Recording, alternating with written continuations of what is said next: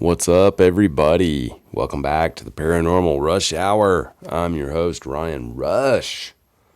And tonight, I want to talk to you guys about something I thought I'd already talked to you about. But I think I recorded the episode, and I didn't ever upload it for some reason. I think there was something wrong with it. Something about the file got contaminated or something happened to it. I don't remember, but I know there was a reason I did not upload it. So anyway, I'm pretty sure I didn't. I didn't see it in the episodes that I've previously done. So, and I did go back through and try to find it, but it wasn't there. So, I'm going to do it now. And we're going to be talking about strange and anomalous properties. Pieces of land, areas of land, not like houses or structures or buildings, but just concentrated hot spots of paranormal activity. May involve structures and buildings in the areas, but it is the actual area itself that seems to be the reason all of that happens. Anyway, before we get too far into that, I want to talk about my new piece of art over here that my friend Leonard Mott Jr. painted for me. This is a watercolor. It is so cool, and I just felt it was kind of appropriate for this topic because it's just got so much craziness going on. It is like a true piece of art, I think, and it's like it reminds me of a forest with all these entities in it, and it's just wild. I love it. I think it's probably one of my favorites. There's a few. I have several, actually more than several probably. If I ever find out how much several is, I'll let you know. Anyway, this is interesting though, and it is really interesting because I just recently found out about a new place that is kind of, they say it's like Skinwalker Ranch. It is a place in the South, and I know where it is, and it's called the Meadow. And we're going to talk about that a little bit too here in just a minute. Anyway, let's see, I think that's about all of my announcements at the moment. But all right, the thing is though, I live on a place like this. The place I live has so much stuff happening like all the time. There are anomalous things going on constantly out here, and not just from the population of Sasquatch that we have around here, but other things like UFOs and forest lights I can't explain, and things, like that. There's just a lot that's happened out here that leads me to believe this, and I'll get into a little more of that too. But before I do that, I want to talk about like Skinwalker Ranch, because it is one of the most well-known hot spots for paranormal activity in the world, and it's an interesting place. It's been going on like this for a very, very long time. It's been recorded for nearly a century, and I mean, I don't know if it's necessarily the actual area or if it's what the area is associated with around it, because it is surrounded by a Ute Indian reservation. And I know there is a lot of stuff going on, I'm sure, because of that and because of the history and stuff of the area. Now, I don't know how much it contributes to it, but I'm sure it does in some way. Now, the thing about Skinwalker Ranch, though, is, okay, its name, first of all, Skinwalker. Okay, a Skinwalker, if you don't know, is like an evil shaman, basically. It's like a black magician of the Native Americans, certain Native American tribes. They would say that these shaman who practice the dark arts, dark magic, would actually wear the skins of animals and walk around in the woods and stuff with these, wearing these skins. And that's where Skinwalker, the term, came from. They started calling them skinwalkers because of that. Now, these animals, they say they have the ability to actually transform into them. So you have a skinwalker that could transform into like a dog man looking being, a werewolf kind of thing. That's a very common one. Like they turn into a wolf or a coyote or some type of canine looking animal. The other ones, I've heard of different things though. I mean, they say they can turn into about anything. They're shapeshifters. So I don't know, but that's the lore on it. That's what. And there are accounts of people who have encountered them. People have said. I listened to one that a guy on it was on the Travel Channel. He had. I'm sure some of you guys probably saw it. It was on one of those shows where they have the witnesses of this stuff come on and tell their stories. And this Native American guy came on and told a story about when he encountered a skinwalker. And it's very bad luck to tell about it, I guess, evidently. From what I hear, a lot of them won't even talk about it, won't even say the word, There's a lot of superstition that goes along with the legends of the skinwalkers in the Native American tribes that believe it. I'm not sure how widespread it is throughout other tribes and stuff. I don't know if they have the same things, but I know out west in those particular ones, they have these legends. It seems more prevalently than in other places. Anyway, that's how it got its name, though. And I imagine it is because it's so close to the Navajos and the Ute Indians that there's a lot of that lore going around in that area and has been for, eons. So anyway, the Skinwalker Ranch, though, it's a weird piece of property. It's also known as the Sherman Ranch, and it's gone through its share of owners.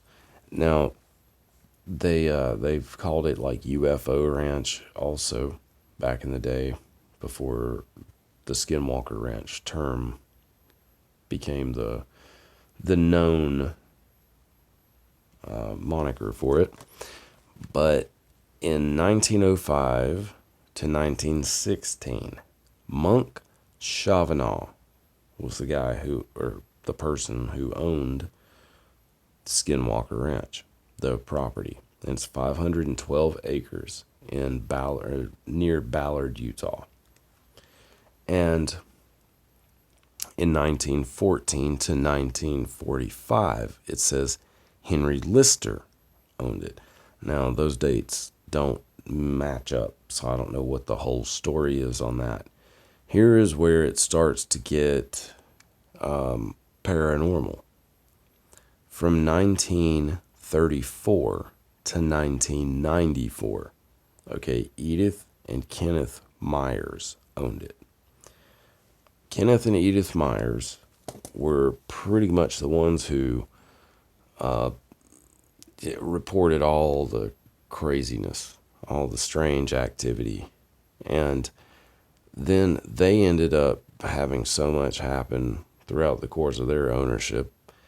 There was the other owners that were real well known with this in the whole phenomena part of it were the Shermans, which were Terry and Gwen Sherman. And they had bought the ranch from Kenneth and Edith Myers and had it for like 2 years, I believe. And they had weird stuff happen to them, of course, being out there. And so they ended up having, I want to say they were the ones that started having it checked out and investigated. And that's how the word really got out about this place. Well, Robert Bigelow was the most well-known owner in recent times. He bought it in 1996 for 200 grand. 512 acres for $200,000. That's a pretty good deal, even in 96. But anyway, the Bigelow bought it, and he's like a billionaire. Bigelow Aerospace Company guy. Anyway, he bought this piece of property, and he actually had formed a division of, I want to say it was like the Pentagon or something like that. They were funded by them, actually. Though I know that. Funded by grants and stuff, and mega grants. I'm not talking about just like a couple $1,000s here and there. They had millions of dollars from the government funding their research at Skinwalker Ranch. And it was through this organization that Robert Bigelow actually founded and started. And this organization had ties way up in like the Pentagon, CIA, stuff like that. And the Pentagon investigated this piece of property for years and years and years and years. And finally, Robert Bigelow sold it. Okay, he sold it to a shell corporation in 2016 called Adamantium Holdings. Now, a shell corporation is basically a non-existent corporation that someone uses as a front to purchase assets. And this shell corporation was run by Brandon Fugel. Brandon Fugel is a real estate tycoon type guy in his 40s, and I can't remember where he's from. Doesn't matter. Anyway, but he purchased it through this shell corporation in 2016. And then in 2018, he came out or no, it was actually 2020. March of 2020, I believe. He came out and stated that he was the owner of Skinwalker Ranch. Because for a while, people didn't know exactly who it was who bought it. And it was March 2020, he announced that he was the owner. And I'm pretty sure he probably did that because of the TV show. So anyway, he bought this thing for $4.5 million. So Robert Bigelow may be a lot of things, who knows, but he definitely knew how to turn a profit on land. I'd say. I mean, that's insane. That's a big margin. Big profit margin right there. So anyway, that's a little history on Skinwalker Ranch. But what happened with the whole thing basically is it started being investigated by different people, and journalists began investigating it also. George Knapp was one of those people. George Knapp is an award-winning journalist, and he's very good, very good. I'm a big fan of George Knapp, and he's a really good at doing interviews. And he is best known for bringing Area 51 to the forefront via Bob Lazar. He had done a show early on in his career. Actually, it was one of those early morning shows, interviewing like city councilmen and stuff that nobody watched. And he decided to one day I think it was John Lear, the guy that invented the Learjet, and who was big into the, he knew a lot about the UFO stuff. And he, somehow or another, Knapp got him on there one day and just let him run with it. And after that, he got a lot of people watching that. And so he started doing a lot more with the UFO stuff. But that's really what got him into it. Now, once he did get into it, I mean, he did the whole Bob Lazar thing. And he actually, he was like the first person to interview Bob Lazar about the Area 51 stuff. He went and co-authored a book with another guy, and his name is escaping me. Calm is his first name. I know that, Colm, but I can't remember what his last name is. Anyway, they co-authored a book on Skinwalker Ranch, and it was said that they either witnessed or had read about or studied over 100 different accounts of high strangeness and bizarre happenings that occurred on that ranch. And George Knapp he's done countless interviews, been interviewed by countless people who have asked him about what he saw, and he's told all about things that he has seen with himself out there with his own eyes. But he also knew a lot about the history of the place and the other things people had reported out there. A lot of it is like different like cattle mutilation, vanishing cattle, stuff like that had been occurring for decades and decades. And then there were the sightings of large humanoid type creature, Sasquatch, Bigfoot looking type creatures running around out there. There were reports of creatures with glowing red eyes that were not phased by bullets that actually like seemed impervious to being shot. So that was a big thing reported out there. And that goes along with the whole Skinwalker theory, I guess, out there. Because they say that's, a lot of the characteristics of skinwalkers. Anyway, that kind of stuff. And then there's ghosts. Like, there's these ghost sightings out there.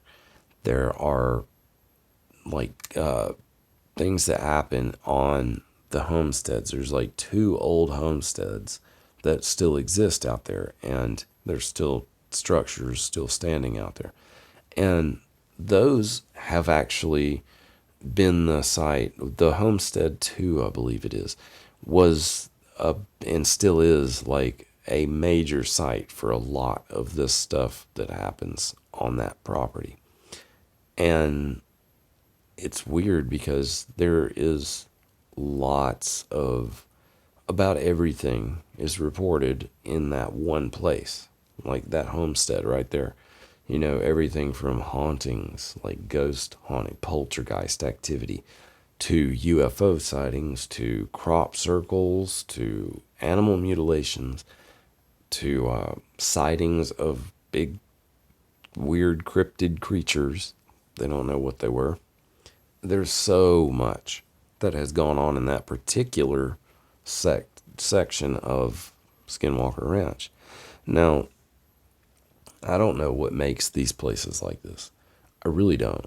It's got to be something about the location, though. Something about something that's there. There's got to be something there that we don't know about, or we don't, wouldn't be able to utilize, or something, just knowing what we know. There's got to be some kind of reason that these things or gravitate toward a place like that. And I don't know what it would be, but I'm thinking that it has something to do with transportation of some sort.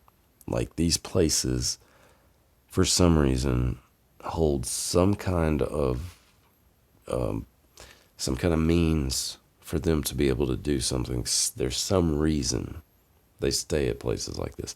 I don't know. That's just what I speculate about a lot. And I'll get into why I think about that too when I start talking about where I live. Anyway, but everything's been cited out there. And they've got that new show, the Secrets of Skinwalker Ranch or something like that on the History Channel. And I think that's what it is. Who knows?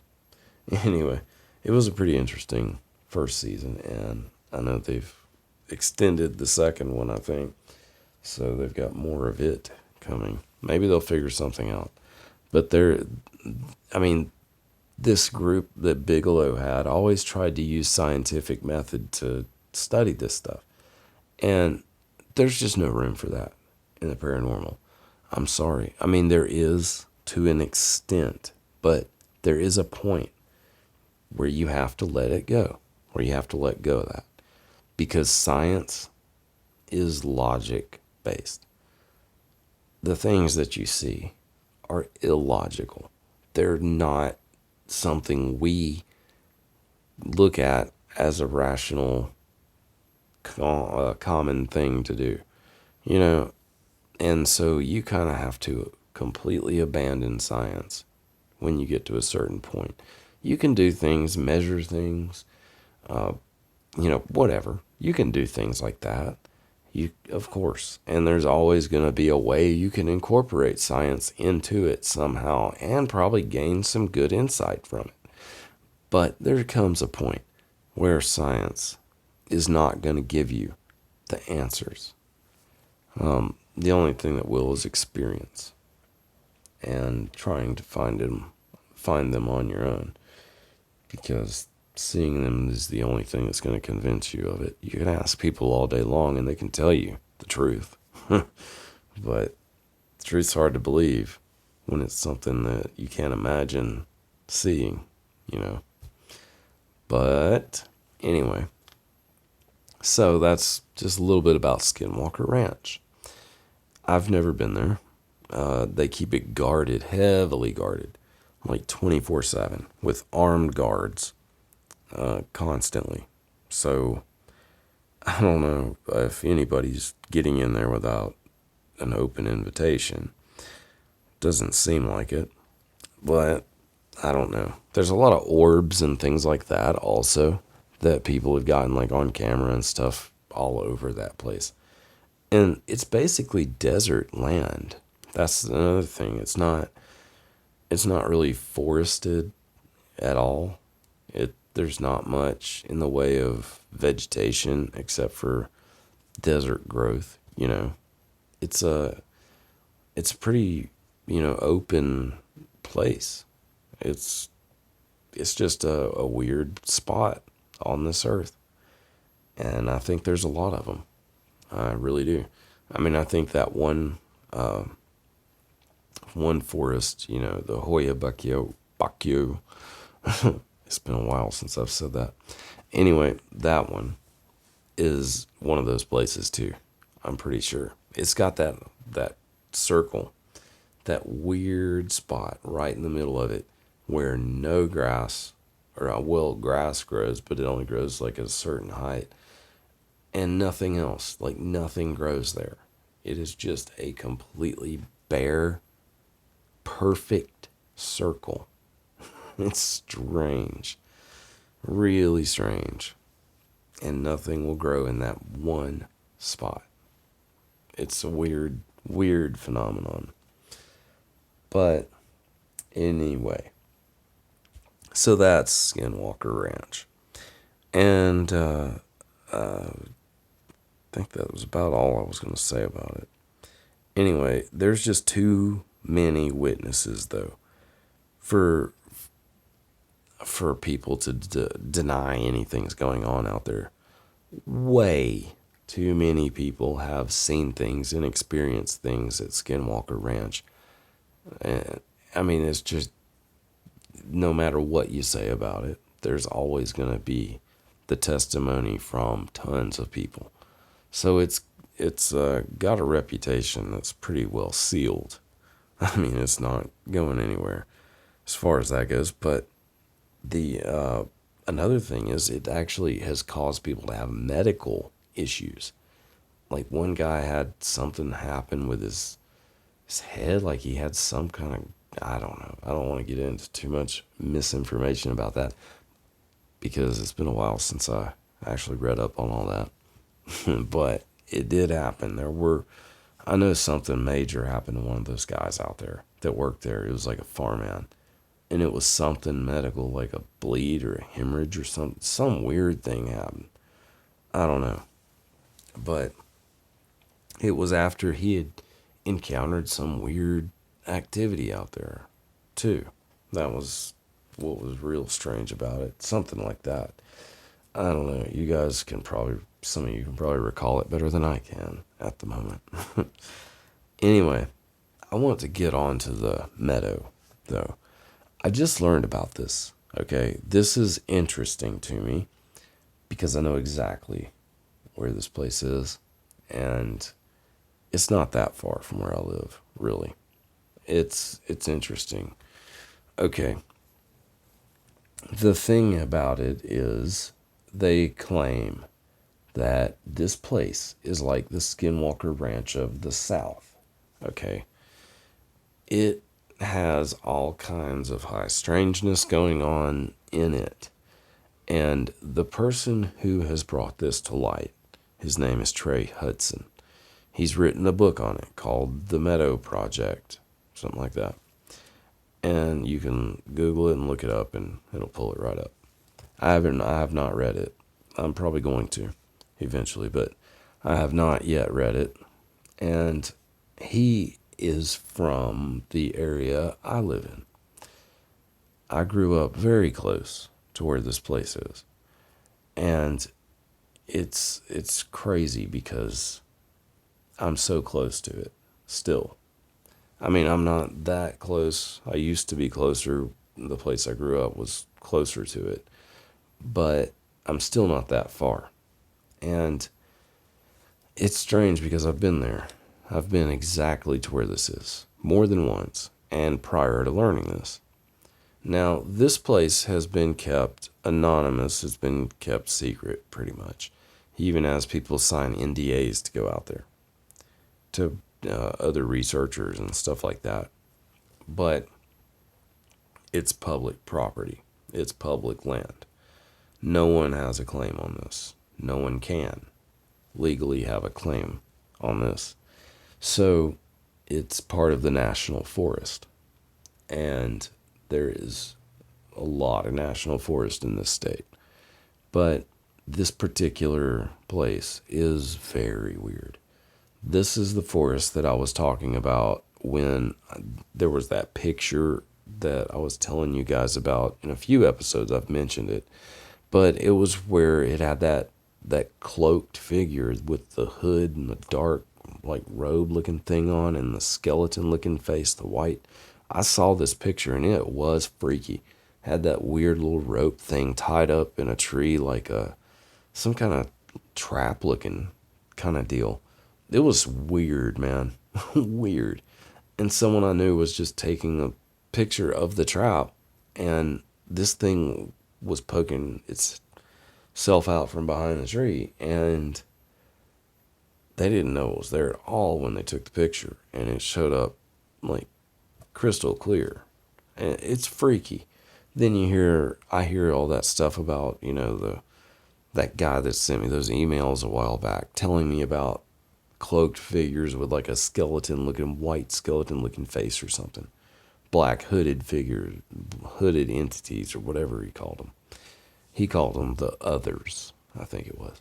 Then you have Mark Barton from the Trail to Bigfoot, who had this strange, crazy, traumatizing incident occur with him and these beings. Same description. He called them the masters. So, maybe there's something to this. I don't know. But they were seen in a picture. Something looked just like that. I saw it in a picture in that forest. Taken in that forest. So, that's kind of weird. And I want to say this place was very close to where this location is. Okay. Now, I have determined where this is from listening to these interviews this guy's given. And I've actually joined the Facebook group for their paranormal society thing and stuff like that, just because I'm interested in what they have found out there. Because I went out there a few years ago and found Sasquatch footprints out there, at least 5 or 6 of them, and it was pretty big. They were not small ones at all, like 18, 20-inch prints. And I know across from there, I found one in a creek bed too that was like at least 22, maybe 24 inches long. I mean, it was a huge footprint. So, and what was weird about that, there were little footprints also in the creek bed, small ones, but they weren't feet, like feet with toes. They were like shoes. It was like a shoe print, but there was no tread pattern at all. And a tread pattern would have shown up in this soft, muddy creek bed. So we wondered about that. But it was clearly a footprint. Small ones, like maybe a kid's size, like 5 or something, like little toddler size 5 shoe. I mean, it was really small. Just strange, though. So I don't know about that. Now I wonder about little people, but back then I wasn't really thinking about that too much. This was not that long after I had started investigating all of the Sasquatch stuff, so I was pretty focused on that and didn't really know a lot about what I know now. Anyway, about other things. But that comes from being around looking for all this stuff. You end up coming across other stuff that gets you like, what is going on? So, this Meadow place, all right, the guy found it eventually. Like, it was really weird because he claims the way he found it was through geocaching. He had been into this geocaching group, and they were all like posting crazy ones and stuff, trying to, just make it as interesting as they could, I guess. And he made this one at this place, and these people started going there, and they'd post about when they went there and stuff. And these posts they were making, there were all kinds of strange things happening with these people. And so they started investigating this place because of that. And because of the reports they were getting from the geocachers. And anyway, if you don't know what geocaching is, it's basically just going to some coordinates, and there'll be something there, like a box or something, and maybe a ledger in it, kind of like when you hike a trail or something. You can sign in the ledger and write your little comment. Anyway, but that's basically what geocaching is, just a little hobby to get people outdoors doing things, enjoying nature, stuff like that. And I mean, that's kind of interesting. Well, I think my sister used to do it or something. Anyway, but that's how this came about. Well, there's a lot of folklore in the area about, white Bigfoot, like graveyards, especially. There's haunted roads, stuff like that around there. There's a lot of stuff that is reported from way back to have been going on. I mean, a lot of stuff. And I've seen my share of weirdness out in that forest. And I don't doubt this at all. Not at all. He claims that his team has gone out there and found like a portal. He said that they have thermal imagery, thermal video. And he says this is the only known video that he knows of people actually going into and coming out of a portal. And it shows them dematerializing and rematerializing on the thermal camera. So, because it was at nighttime or something. And they described going in there. Like, they said that it was clear when they went in. There wasn't, he said this happened during the wintertime anyway. So all the foliage and stuff, wasn't dense or anything. It was wintertime. Basically, everything's dropped and gone and dead. So he said, though, that when they went in, they said it was really clear where they were, but it was darker. And he said it was like there was like something different about it. Like it was an extra bit of darkness around them or something. Like there was a screen almost. And then he said that when they started to walk out, there was a lot of vegetation, like a lot of stuff like briars and stuff like that they had to go through to get out of this portal. And it's weird. It's really weird. He says that there was someone they saw turn into like an orb or something and move a crazy distance. And he ends up going to this other spot and didn't know how he got there. And they saw it on this. Yeah, there's stuff like that. And it's all in this book that he's written.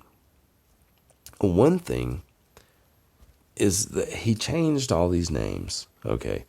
And I started hearing him say different names, and I know where he gets these names from. And then I'm like, okay, I know exactly what he's talking about. I know where this is. I've been there. Been going there a long time, actually. It's not a hidden place either. It's it's not too far from a public campground and other places that you could camp all over. I mean, there's plenty of room in that forest, and there is plenty of weirdness that goes on in that forest. I don't doubt this happens whatsoever at this place, but I can tell you this, it is not the only place in that forest that is that active. And I know that. I know that for sure. I know lots of people who can attest to that too. Now, and I'm talking lots of people who have seen stuff in those woods. And there's a lot of weird occult stuff that goes on in those woods too. There's always been rumors of that going around, which I think that happens, whenever you've got a place like that. But I know people who've run across like altar looking things out there, stuff that looked like, they found like feathers and bones and, something laid out like candles half burned, stuff like an altar, basically. Where it looked like someone was doing some kind of magic or something out there. That's basically what it looked like.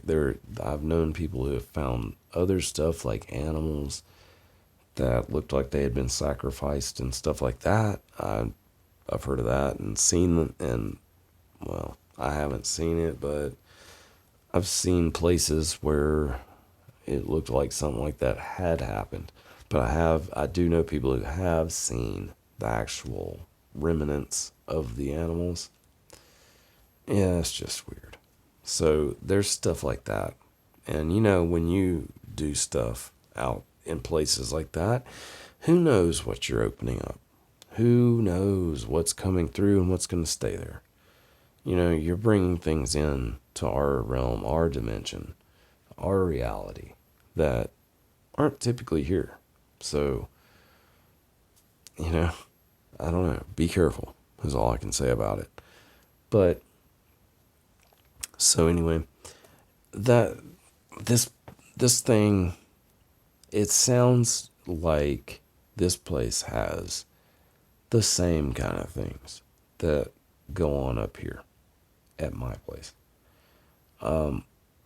I've seen just crazy things out here too. And, one of the things before I get on to that other, my place, the topic of my place, before I get on to that, I want to tell you guys about this weird story that he talked about in one of these interviews and in his book about a woman who showed up one night while they were doing one of their investigations. And she showed up in the woods at like 11 p.m.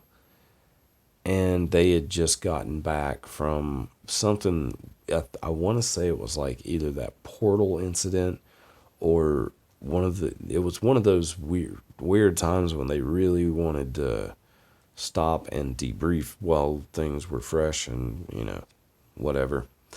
And this lady was there out in the woods. She just showed up and she was dressed in like a business suit, like women's business attire, like a skirt and like a pantsuit kind of looking deal with a skirt, like a banker or something like that, dressed professionally. And they thought that was really strange. And she showed up out of the blue, went to their campsite, and stayed there with them. Didn't pick up on any of their cues that they didn't really want her around and they kind of wanted her to leave. And they said then she started getting really insistent that they follow her down this one road that was not too far. It was another one of those roads off in the forest.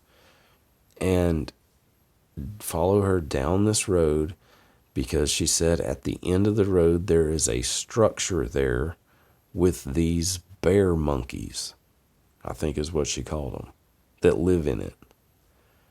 Something like that. Monkey bears. That's what it was. These monkey bears that live in it. And nobody knew what a monkey bear was, for one thing. They were like, what is this chick, And anyway, they were not about to go down some deserted road with someone they didn't know in the middle of the woods at midnight. So, which I don't blame them a bit. And they were actually paranoid, thinking that she was trying to set them up to get robbed and stuff like that because they had a lot of expensive equipment. And they ended up not going with her, but she still hung around out there. And he said basically, and there was like 6 or 7 of them at least, I think he said, out there that night. So it wasn't like a small group, 2 or 3 or something. There were a few people. And this woman, then he said she goes and says, excuse me, and walks like 20 feet away from where they were and proceeds to urinate, squats down and urinates right there in front of them. Weird. Okay. So then she starts asking him stuff about like where he went to college and stuff like that. And he told her, and she says that, she went to the same college. And he said, and then she asked what he majored in, and he told her. Turns out she majored in the same thing. And she said, then he said, I was just going to try and trip her up a little bit. And I asked her what professors, she had and stuff like that. And she started naming off professors that he had in college and that he still knew to this day personally. And this was a college in Georgia. I can't remember which college, but one of the colleges in Georgia. And so this was really weird. So finally, the woman, somehow they end up getting her to leave. She ends up going, and they were just like, they didn't know what to think about this. And she was driving up like a normal kind of car. Like he said, it was like a small like RAV4 or like a small SUV crossover kind of vehicle. And nobody else was with her. That's another weird thing too. A woman alone in that forest at night is not normal. Not at all. I don't even care what the situation is. They've been drinking, whatever. It's not normal to see a woman alone driving in that forest out there in that area. It's just not common at all. I've never seen one in my life driving alone in the woods. Okay? Especially at night. I haven't ever even seen one in the day, but I'm just saying, especially at night, and especially dressed like they just walked out of, a bank, walked out from behind the counter of a bank. I mean, for real, that's strange. And that was one of the weirdest things that he said. Now, he tells the story a lot better. I'm just kind of recapping what he said. And you guys I'll link an interview on my description for you in case you guys want to check it out. And he's a local dude, and I support what he's doing. And I'm not going to tell you guys where this is because I respect what they're doing. And I agree with them. I don't want that area to be covered up with crazy people that, like me, that want to go out there and see this stuff. I really don't, because of the way certain people sometimes treat the environment. And that's what he says. He wants to keep it pristine and nice, and I don't blame him. So I'm not going to divulge where this is. But it's just weird because I've always had this feeling about the area that I live in. For some reason, it has a high concentration of paranormal activity. Everything from ghosts to UFOs. I mean, in the woods and stuff. That's the thing about it. It seems like there's more stuff connected to the outdoors in this area than there is like traditional haunted places and stuff like that, which those do exist. I do know of some around here, and I won't go to most of them myself. But the outdoors thing, that's a totally different story. You guys know what I do. And I mean, you can pretty much go anywhere in this state, and if there's woods, there's going to be a squatch in them. That's just, I can about guarantee you that. But when you have somewhere that has more than one, then you typically have more than just the Sasquatch there. For some reason, it seems like the more active it is with them, the more likely you are to see other strange and anomalous things, like where I live. Okay. Now, the one thing I did want to say before I do move on, because I'm going to this time, but I just wanted to say he did reference a lot of Men in Black encounters. Okay.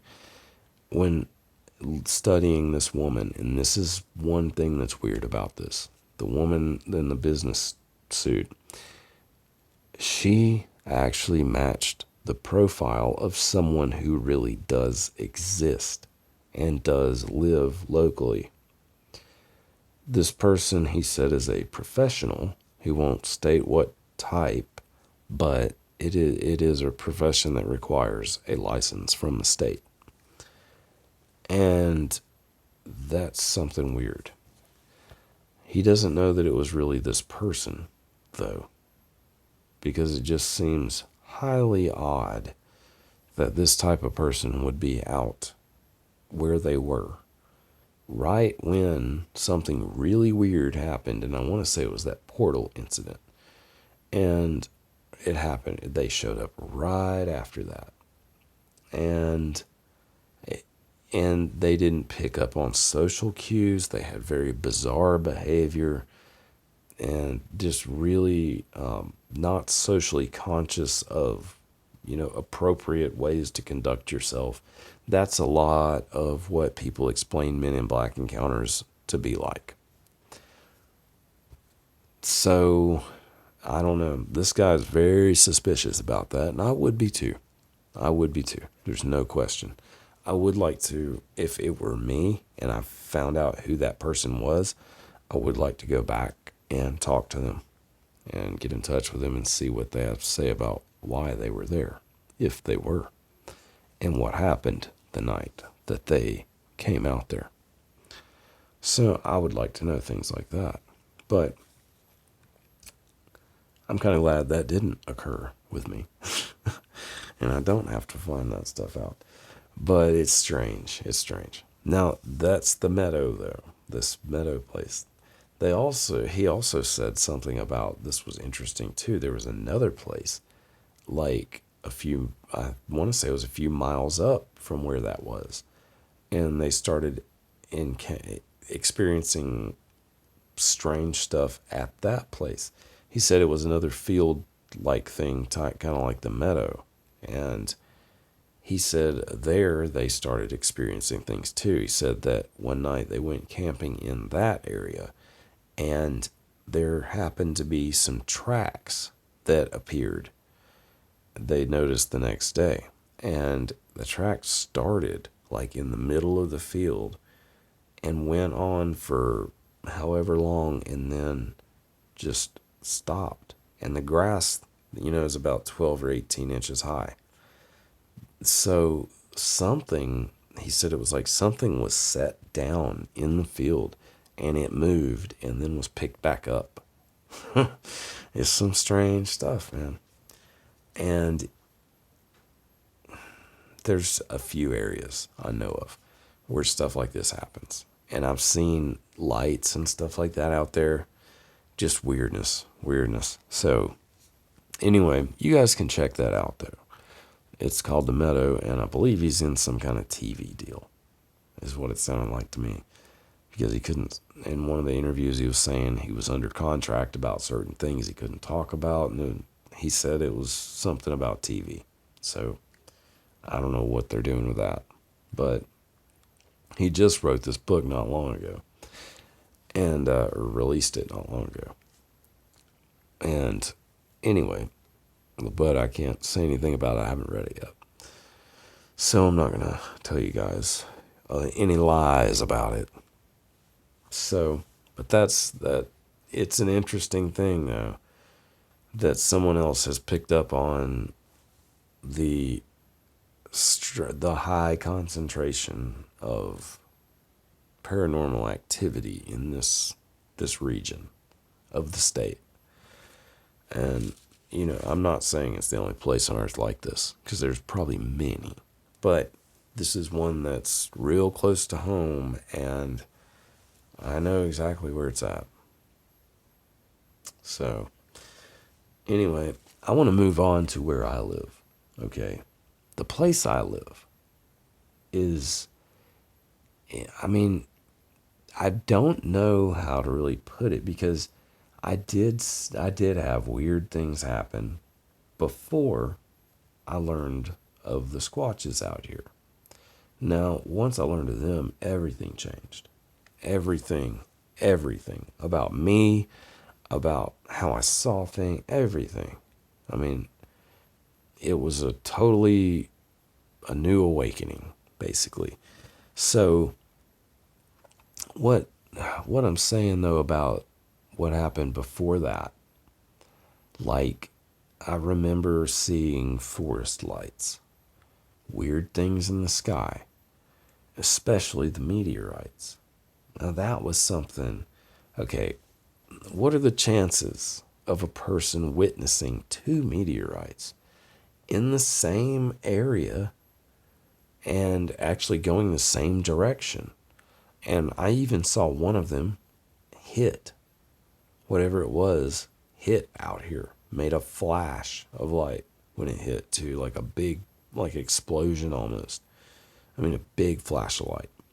And I remember, I'll never forget seeing that one, because it came straight at, like, I was looking up that way, and it just came straight overhead like that. And I could see the tail on it, just a big, long, burning tail, like you could see the fire and everything.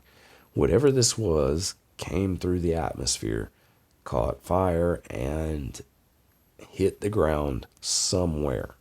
I didn't hear anything, though. That's one of the weird things about it. I didn't hear anything when this happened. And Brian was with me when that one happened, too, my best friend. He's been with me for a lot of this stuff, and he's witnessed it, too. That's the thing. It's not like it's just me who's seen this stuff. There are other people who have witnessed this stuff, too. And it's just strange, though. And I've seen that 2 times out here. The next time I saw it, I was by myself. But what are the odds of that? Why would that happen in the same place? Unless it was something being drawn to that particular place. That's the way I have to look at it. Like, that's the only, and I don't even know if it was meteorites. It could have been something else. That's just the only thing I have to relate it to that I could tell you guys. I mean, it looked like that's what it was. But I don't know that it was if it happened twice. It seems like there was some kind of intelligence to that. I don't know, though. But that was before I ever knew anything about the Sasquatch. That was before I ever even knew for sure that they existed on this earth, that they were real. And once I learned that, it's like it opened me up to understanding that other things are out here too. Other things we've been told don't exist actually do. And it's weirder than we could ever think. So that happened. Then there were the prior to the Sasquatch, there was a time when one of my friends was out here, and we were in my backyard. And this was real. I'm trying to remember what year it even was. It wasn't long after we had gotten the land. So it was like early 2000s, like, probably 2006, somewhere around there. And anyway, this friend of mine was in a chair. We were sitting out in my backyard, and he looked up into the woods that were bordering my yard, and he saw a spirit of an Indian, like a ghost, and went into the woods to try and communicate with it. I don't know that he was successful, but he said he followed it for a while, and he was gone for a little while.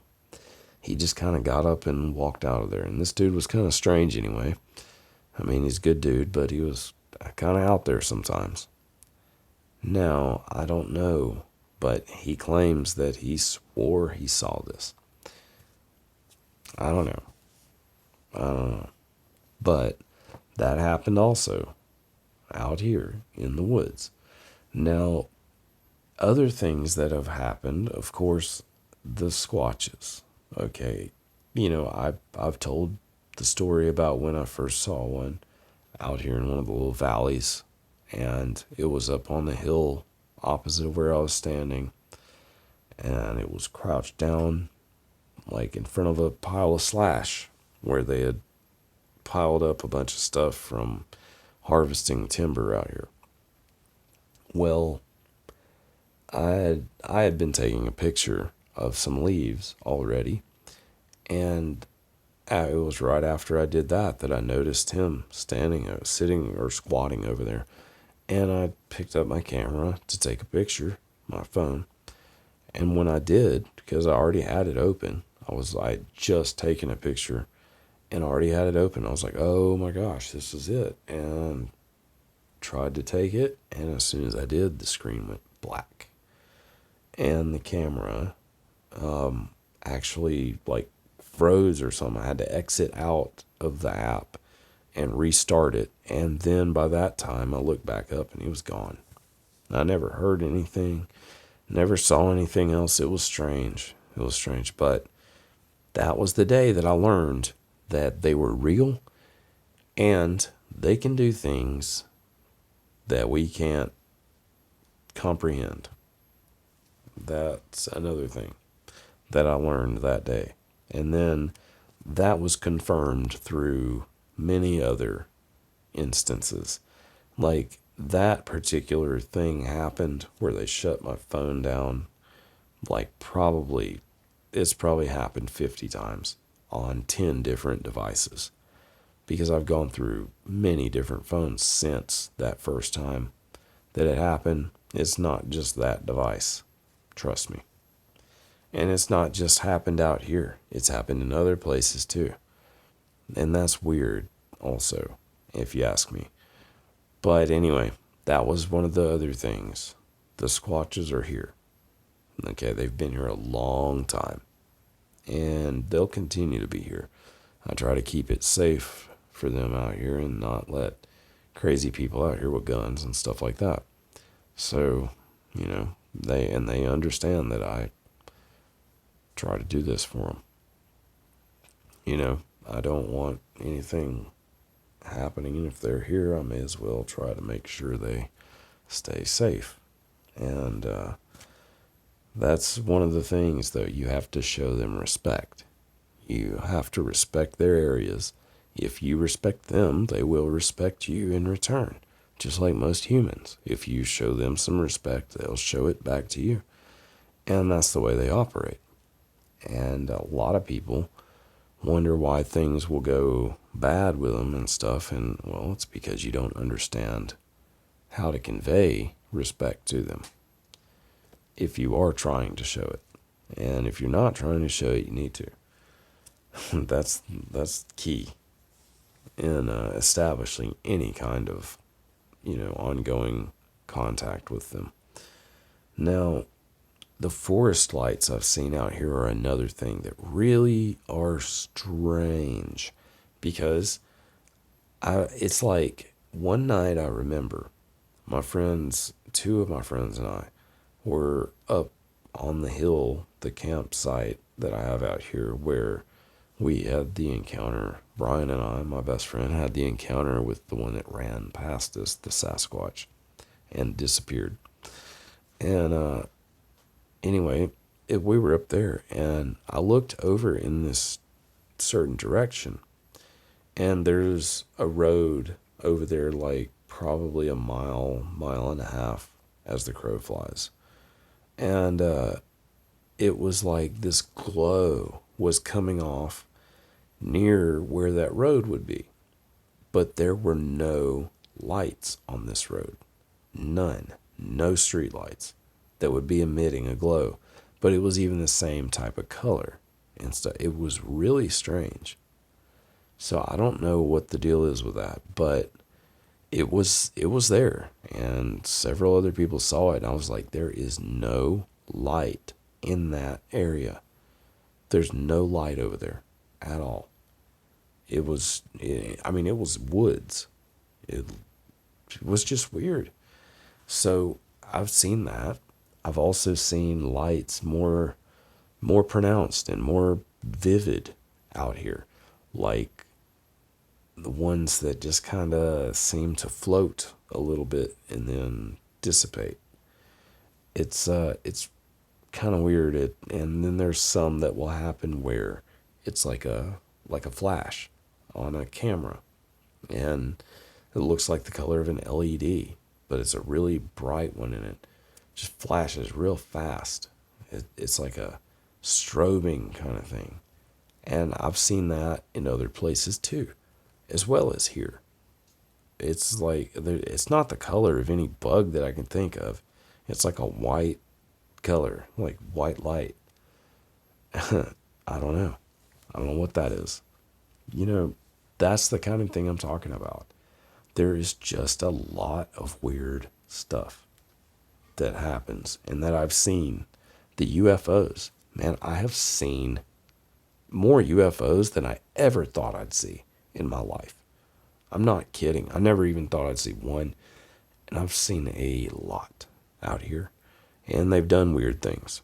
Like, there was one night that I saw one just kind of like flying around in the sky. It looked like a star almost like I thought it was a satellite at first, until it started making more erratic movements that satellites don't make, and different speeds and stuff. It was just strange. And I stood out in my driveway and watched it for like 5 minutes till I couldn't find it anymore. So it was weird. That was really weird. I want to say this thing kept coming back too, because there were a couple times that I saw another one, but it didn't do quite as much as that one. It was weird. There was one night that I saw one, and this was definitely not a satellite. But it still was kind of like the same type of thing. It looked like a glowing, like just white star, basically. And this thing would go away and come back. And it was weird. It would like go away, fly over to another spot, and then it would come back to where it was.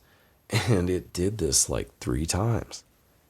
I watched it. I watched it do this in different directions, and it would go away in another direction and then come back, and then maybe fly off in another direction, circle around a little bit, and then come back, and then did it again in another. It was weird. That was one of the weirdest things I've seen in the skies. And that was before I knew about the squatches too. Both of those were. Now, this one was weird. One night I was standing in my driveway, and it was like I saw something hit a warp drive. It was like this thing comes over my head like that, and I see it like once it gets over my head, I see it. And it's just moving, and then all of a sudden it like starts glowing, and it just takes off. I mean, faster than I could see. Just like it was like all of a sudden it was like moving, and then it like started glowing, and bam, it was gone. It was crazy. I mean, it took off fast. If I had blinked my eyes, I wouldn't have known where it went, which direction. It was that fast. So I was glad I didn't blink. But anyway, and then there was the night that Brian and I saw that pulsating light out here. And it just kept pulsing like different colors. And it would intensify, and it would dim out and get brighter, and it would ascend and descend, and it would do it really gradually and really subtle movements. Before we knew it, it would be like low, like on the treetops, and then the next thing we'd know, it'd be back up to where it was before, and then it would get a little bit higher, and then it would come back down a little lower. It was weird. And then all of a sudden, something comes past it, and it was like an upside down, transparent, upside down semicircle. It was just like a shade lighter than the sky at night, that night. And I think the only reason I saw it is because it came so close to that light in the sky, that the light, the ambience from it, illuminated whatever this was that was cloaked and or transparent, and I could see the outline of it. And it was an upside down semicircle, and it even looked like it had 2 little tails coming off of each side, each end. I was like, what was that? Because it came down so fast. And it was going so fast, and it was heading straight down to earth. Straight down to the earth. To the ground. So where did it go? It had to have gone to the ground, or made a crazy stop that nothing else could make and defied physics. Man, I don't know. I'm just saying I saw it. So those are the kinds of things that I have experienced out here where I live. I saw, I don't know if I want to talk about that yet. That one was really weird, and that happened not too long ago. I haven't made much sense of it yet. I'm just going to stop right there, guys. That's what I'm going to do. I know there was more stuff I wanted to talk about, like stuff that's happened to me and all that, but I'll save that. I'll do another episode soon on other things that have been going on and that I know about around this area. Because there's a lot more than just stuff happening out here at my place. But it really is like, okay, what's up with this property? What's up with this land that makes it like this? Is it something with the caves that I have out here? Is it something with the geography of it? Is there some kind of natural resource that they benefit from out here? I don't know. But for some reason, it's kind of like, okay, seems to me like this is one of those places that has a concentration of paranormal activity. I don't know. Anyway, let me know what you guys think about all this. And I'll leave the comment, or the comment. Leave me a comment, and I'll leave the description, the link for one of the interviews that I was talking about with the author of that book, the Meadow Project book. And I think that's about it. So I'll be back with you guys really soon. Until next time, please take it easy and stay safe, and I'll see you guys soon.